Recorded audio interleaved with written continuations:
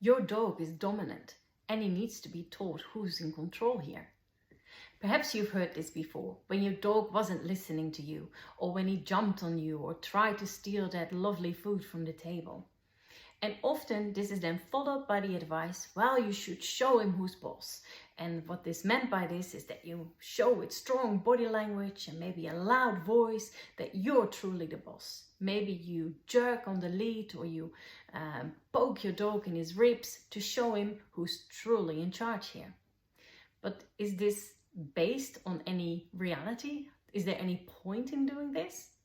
Well, it turns out not, because this whole idea about dominance and that dogs want to be in charge and we should be the alphas that always show the way, this is actually based on old research done in the 70s.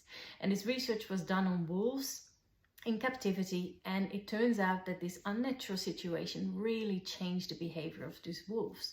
So the observations that were done then, they actually weren't very realistic and didn't really relate to what our dogs show us in our daily lives. So what is happening? Of course, dogs do have, when they're living in a group, they do have some sort of stable hierarchy. And this is really to avoid conflict, because conflicts often lead to fights and that leads to injuries. And dogs don't want this because it threatens their survival. But dominance is not a character trait. So let's say there's a lovely bone and two dogs want to have this delicious bone. And there may be a conflict about who gets to have this. But is it always the same dog that wins? No. Who wins really depends on, well, is that bone really delicious or not? How good is the bone? But also, how badly does the dog want to have it? Or how hungry is this dog? And all these kind of factors determine who wins this conflict over that bone.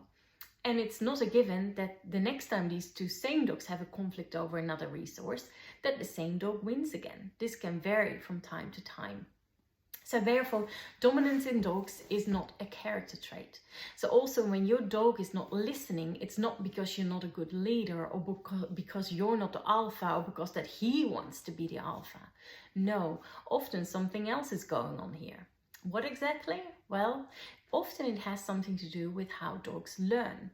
Dogs have often learned certain associations, have learned what to do and what not to do based on what we tell them. And very often we're not conscious of this. So if you have a dog that doesn't listen, it's really useful to start looking into learning theory and how dogs learn things. And this will get you much further on your way to getting a dog that you can live with in a good way than trying to be the alpha or the leader. And also punishing your dog for these reasons often makes the problem worse and can even be dangerous. Because punishment can lead to fear, and a scared dog may bite or do something else that's dangerous to you or to himself. So that's why you should never try to show your dog who's in charge by being aggressive or trying to force them in a position. This is definitely not recommended. No, rather look into why your dog is doing what he's doing. What has your dog learned? What are you teaching your dog by your body language, by your actions, and go from there. And then you'll probably see that the answer is a lot simpler than you actually thought it was.